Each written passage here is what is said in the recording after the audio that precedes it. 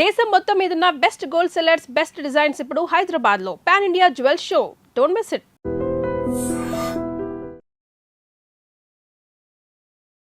Launching రోజు చూస్తే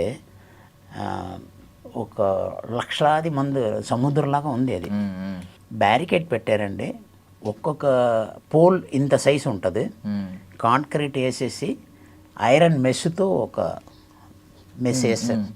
దాని తర్వాత ఒక 6 feet డిస్టెన్స్లో సేమ్ అలాగే వేస్తారు. ఇన్ బిట్వీన్ ఇది ఏంటంటే వాక్ వే లాగా. అక్కడ పోలీసులు ఉంటారు. ఇటు సైడ్ పెట్టినప్పుడు మా సెక్యూరిటీస్ ఉంటారు. దాని తర్వాత హ్యాండిక్యాప్స్ వీళ్ళందరూ ఉన్నారు. గుడ్డు వాళ్ళు ఉన్నారు, కుంటు వాళ్ళు ఉన్నారు. వాళ్ళందరూ అయిపోయిన తర్వాత ఒక 200 meters వరకు ఖాళీ స్థలమే, ఎవరు ఎంటర్ అవ్వడానికి లేదు. సో ఇదన్నీ కంట్రోల్ చేసుకున్న తర్వాత చిరంజీవి గారిని డయాస్కి తీసుకుని వెళ్ళాలి. కరెక్ట్గా సైరన్ మోగింది. జనాలు అందరూ అరుపులు, సౌండ్. నేను ఒక పక్కన ఇలాగ ఆడియన్స్ని చూస్తున్నాను, క్రౌడ్ని చూస్తున్నాను. చిరంజీవి గారిని పైకి ఎక్కిద్దామని అనుకున్నప్పుడు చూస్తే ఇలా తిరిగి చూస్తే మొత్తం ఈ బ్యారికేడ్ని అన్నీ పడగొట్టేసుకుని చిరంజీవి గారిని కలుద్దామన్న ఒక ఉద్దేశంలో అందరూ వచ్చేస్తుంటే వీళ్ళు ముందున కూర్చున్న వాళ్ళు గుంటు వాళ్ళు ఉన్నారు కదా, వాళ్ళని తొక్కి పడేశారండి. ఇంకా చిరంజీవి గారిని వదిలేశాను. జనాలు ఇలాగ వస్తుంటే నేను ఆపోజిట్లో వెళ్ళేవాడిని. ఎవరెవరు అన్కాన్షియస్గా ఉన్నారో ఈ భుజం మీద వేసుకుని అలాగా 108లో వెళ్ళి ఎక్కిస్తున్నాను. ఇది పవన్ కళ్యాణ్ గారు చూశారు. చూసిన తర్వాత క్యారవాన్ల నుంచి మానిటర్లో ఎవరెవరు ఏం చేస్తున్నారు అన్నది అన్నీ చూసేసి వాకీ టాకీలో ఒక కెమెరామ్యాన్కు ఆ పిలక ఉన్న అతను కంప్లీట్గా ఆయనే ఫాలో అవ్వండి అని చెప్పేసి ఒక కెమెరామ్యాన్కి చెప్పేశారు. అలాగా నేను ఒక 27 మందిని కాపాడాను. అయిపోయింది. నెక్స్ట్ డే కంప్లీట్ అయ్యేటప్పటికి 4 o'clock అయిందండి. మార్నింగ్ ఒక 6:30కి ఈయన వచ్చి లేపుతున్నారు, నా ఫ్రెండ్. పవన్ కళ్యాణ్ గారు పిలుస్తున్నారు, మీరు రావాలి నన్ను. నాకు ఒళ్ళు ఊనం అయిపోయిందండి, నేను రాలేను, మీరు వెళ్ళండి, మీటింగ్ అయిపోయింది కదా, మీకు కావాల్సిన హెల్ప్ చేస్తాను కదా అని అంటే, నువ్వు రావాల్సిందే అని చెప్పేసి బలవంతంగా తీసుకెళ్ళారు. పవన్ కళ్యాణ్ గారు రూమ్లో ఒక కళ్యాణ మండపంలో ఒక పెళ్లి కొడుకు ఇస్తారు కదా, అలాంటి కళ్యాణ మండపంలో ఒక పరుపులు వేసేసుకుని ఇలా పడుకున్న ఆయన స్టైల్గా ఇలా పడుకుని ఉన్నారు. ఆయన పేరు శాంతి చంద్ర, శాంతిని పిలుస్తారు. శాంతి చాలా బాగా చేశారు సెక్యూరిటీస్, ఏది మీ సెక్రటరీ అని అన్నారు. నేను సెక్రటరీ కాదు, ఆయన ఫ్రెండ్ నేను. వచ్చారు సార్, ఎక్కడ ఉన్నారు వచ్చారంటే అని అంటే పిలిచారు. ఇలా రాగానే లేచి నుంచి ఇలా సల్యూట్ కొట్టారు పవన్ కళ్యాణ్ గారు. నేను ఒక్క నిమిషం ఆడిపోయి నేను సల్యూట్ కొట్టినా, అక్కడ చూడగానే నేను సల్యూట్ కొట్టేశాను. ప్లీజ్ టేక్ ద సీట్ అని అన్నారు. పర్వాలేదు సార్ అన్నాను. ఇంకా వినలేదు, నేను కూర్చున్నంత వరకు ఆయన కూర్చోలేదు. తర్వాత 6 years తర్వాత నేను ఒక మూవీలో, డాక్టర్ చక్రవర్తి అన్న మూవీలో రిటైర్డ్ కర్నల్ క్యారెక్టర్ చేస్తూ ప్యాకప్ అయిపోయిన తర్వాత గబ్బర్ సింగ్ 2 షూటింగ్ భూత్ బంగ్లాలో అవుతుంది, చూసి వెళ్దామని చెప్పేసి అక్కడికి వెళ్ళాను. అక్కడికి వెళ్తే అప్పుడు షాట్లో ఉన్నారు డైరెక్టర్ గారు బాబీ గారిని వెళ్ళి కలుద్దాం అన్నాను. ఇప్పుడు సార్ నమస్తే సార్ అని ఆయన మానిటర్లో ఇలా కూర్చొని నమస్తే అండి అని మళ్ళీ మానిటర్లో కాన్సన్ట్రేషన్. ఒక 1/2 hour వెయిట్ చేశాను, ఆయన గుర్తుపెట్టలేకపోయారు. అల్లుడు సీన్లో ఆయనే రైటర్. సో అల్లుడి సీన్లో ఒక పెద్ద క్యారెక్టర్ చేశాను. సార్ నన్ను గుర్తుపెట్టారా అని అడిగాను. మీరు ఎన్టీఆర్ మూవీలో చేస్తారు కదా అని అన్నాడు. అరవింద్ సమేత గుర్తొచ్చింది ఆయనకి. ఆయనకి ఏ మూవీ గుర్తొచ్చిందో. సార్ నేను బోలే బాబా సార్ అల్లుడి సీన్లోనే. అరే మీరా, కంప్లీట్ చేంజ్ అయిపోయారు. అప్పుడు ఏంటంటే కంప్లీట్ బ్లాక్ హెయిర్, అంత లెంత్ హెయిర్ కూడా కాదు. దాని తర్వాత ఏంటంటే కొంచెం పెప్పర్ అండ్ సాల్ట్ ఆ టైప్లో వచ్చింది. ఇదేంటి అప్పుడు గిలక ఇదన్నీ మారిపోయింది, కూర్చోండి అని చెప్పేసి మర్యాద చేశారు. కట్ అని చెప్పిన తర్వాత పవన్ కళ్యాణ్ గారు వెళ్ళి ఇక్కడ కూర్చున్నారు. ఆయన కూడా కలిసేద్దాం, మనకు మంచి క్లోజ్ అయ్యారు కదా అని చెప్పేసి అక్కడికి వెళ్తుంటే బౌన్సర్స్ అందరూ నార్త్ ఇండియన్స్. ఓకే, నేను వెళ్తున్నప్పుడు కहाँ जा रहा है అని అన్నాడు. కళ్యాణ్ సార్ మిల్నే గలియన్ అంటే పర్మిషన్ है क्या అని అన్నాడు. ఏ మేరా దోస్త్ హై, हम आर्टिस्ट है ना, చెప్తున్నాను, అది వినట్లేదు. ఇదన్నీ ఆయన పవన్ కళ్యాణ్ గారు ఇలాగ వాచ్ చేస్తూనే ఉన్నారు. ఏంటి ఈయన పలకరించట్లేదు, మనం ఇంత చెప్తున్నాం, ఆయన వదిలేని ఏం చెప్పట్లేదు కదా అని చూశాను. ఎందుకంటే ఎవరు కూడా 6 yearsలో ఐ చేంజ్ లాట్. అప్పుడు ఈయన ఇంకా పేషెంట్స్ లాగా నా చెస్ట్ మీద చేసి get out from this place అని చెప్పి చేస్తే నాకు చాలా కోపం వచ్చేసింది.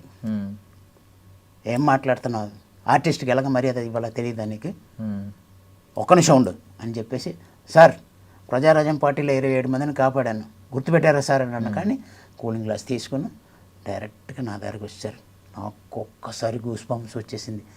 ఆయన ఏం చెప్తారో తెలియదు, నన్ను తిడతారో తెలియదు, నీకు బుద్ధి ఉందా, ఇలాగ షూటింగ్లో వచ్చి కలుస్తావా అని ఏదైనా తిడతారని అనుకున్నాను. అది మీరా, ఏంటి ఇలాగ ఉన్నారు, అప్పుడు బాగున్నారు కదా, ఇప్పుడు ఏంటి ఇలాగ ఉన్నారు అని అడిగారు. గడ్డ అంతా పండిపోయింది అని. సరే ఒరిజినల్గా పండిపోయి ఉంది, అప్పుడు ఆ మూవీలో చేయడానికి అలా. మూవీలోనా మీరు యాక్ట్ చేస్తారా అని అడిగారు. తెలీదా సార్, నేను యాక్టర్ సార్ అన్నాను. అయితే ఈ మూవీలో చేస్తారా అని అడిగారు. సార్ అందుకన్నా మించినది ఇంకేమైనా ఉందా సార్, డెఫినెట్గా చేస్తాను సార్. అప్పటికే మూవీ కంప్లీట్ అయిపోయి ఇంకొక వారం రోజు ఉంది షెడ్యూల్.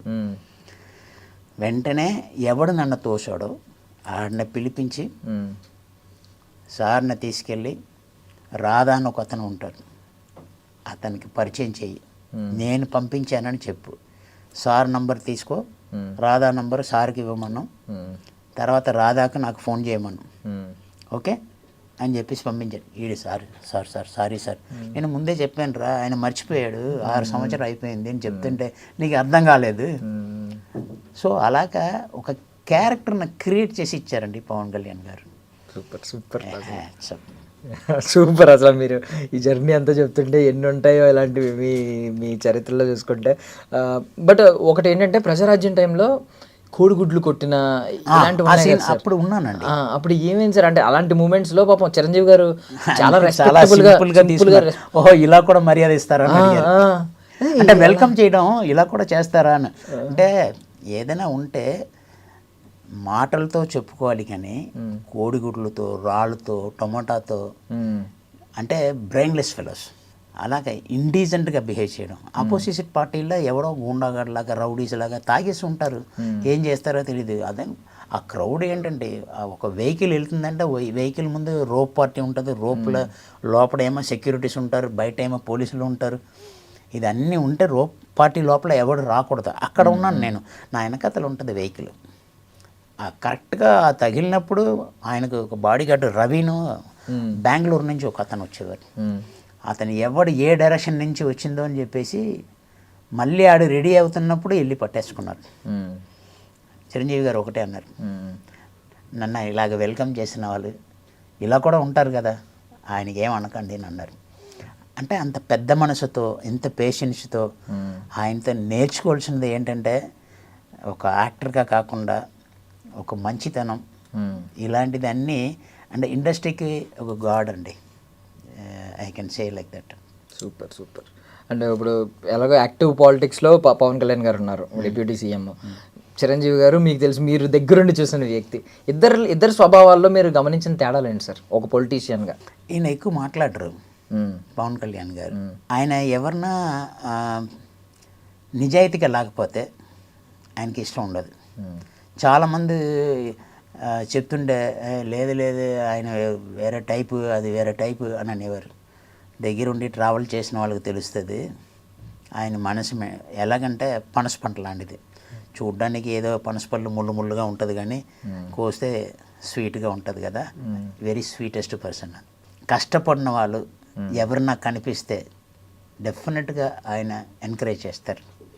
అలాగే పేదవాళ్ళకి ఏదైనా కావాలంటే ఇలా జరిగిందని చెప్తే వెంటనే చేస్తారు. లైవ్ ఎగ్జాంపుల్ మీరే, మిమ్మల్ని మానిటర్ చేసి అంటే నన్ను నా ఫేస్ని రికగ్నైజ్ చేయలేకపోయారు, కానీ తర్వాత చాలా చాలా. బట్ కళ్యాణ్ గారితో సెల్యూట్ చేయించుకున్నారు మీరు. ఇప్పుడు ఇంకొక రోజు శ్రీకాకుళంలో కిడ్నీ ప్రాబ్లమ్స్ ఎక్కువ వాటర్ వల్ల వస్తుందని చెప్పేసి దానికోసం పరామర్శించడానికి బయలుదేరారు. నేను అప్పుడు వైజాగ్లో ఉన్నాను.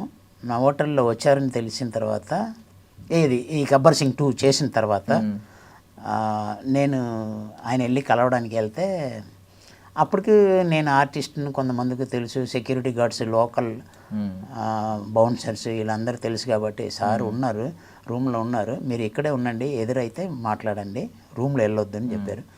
అలాగే నించున్నాను. వచ్చిన వెంటనే బాగున్నావా అని అడిగారు. ఆయనకి మాత్రమే లిఫ్ట్ పెట్టారు. ఆ లిఫ్ట్లో కమ్ అని చెప్పేసి తీసుకెళ్ళారు.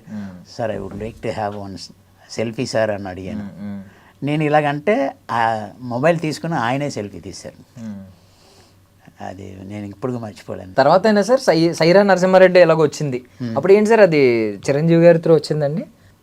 లేదండి, అది డైరెక్టర్ ఉన్నారు కదా, డైరెక్టర్ ఆడిషన్స్ అన్నీ చేసేటప్పటికి ఆయన ఫ్రెండ్, నా కామన్ ఫ్రెండ్ అనమాట. సో నీ ఫొటోస్ పంపించి నేను పంపిస్తానంటే ఫొటోస్ పంపించాను. రమ్మన్నారు. వెళ్ళగానే సరే సర్టిఫండి అని అన్నారు. సర్టిఫైన తర్వాత బనీని ఇప్పమన్నారు. సరే ఓకే ఆ క్యారెక్టర్ ఇచ్చేయండి అని అన్నారు. అంతే ఫినిష్. సూపర్. ఒక ట్రైబల్ కమ్యూనిటీకి హెడ్. కాకపోతే అది పిక్చర్ మేకింగ్లో ఏంటంటే అవుట్పుట్ 6 hours అవుట్పుట్ వచ్చింది. సో దానివల్ల ఎలాగా ఏది ఎడిట్ చేయాలి అన్నది చాలా కష్టం అయిపోయింది. సో ఈ సీన్స్ ఎడిటింగ్లో వెళ్ళిపోయినాయి. అందులో కూడా నాది వర్కింగ్ డేస్ 100 days అండి. అబ్బా, 100 days 30 days యూరోప్. కాకపోతే ఈ లెంత్ ఎక్కువ అవడం వల్ల ఎడిట్ చేయవలసి వచ్చింది. ఇలాంటివి బాధ వస్తుంది సార్. అంటే ముందు మనకి ఇంటిమేషన్ కూడా ఉండదు కదండి. అందులో రత్నవేలి కెమెరామెన్ గారు ఒక్కొక్క షార్ట్స్ స్పెషల్గా తీసిన తర్వాత నన్ను పిలిచి మానిటర్లో చూడు నీకోసం తీశాను అని కూడా చూపించేవారు. నేను చాలా హ్యాపీ ఫీల్ అయిపోయి అందరికి అదిరిపోతుంది, ఇంకా తిరగలేదు అది ఇది అందరికి ఫ్రెండ్స్ అందరికీ చెప్పేసేవాడిని. తీరా నువ్వేంటి అలా చెప్పావు, నువ్వు ఎక్కడ కనపడలేదు అని అన్నారు.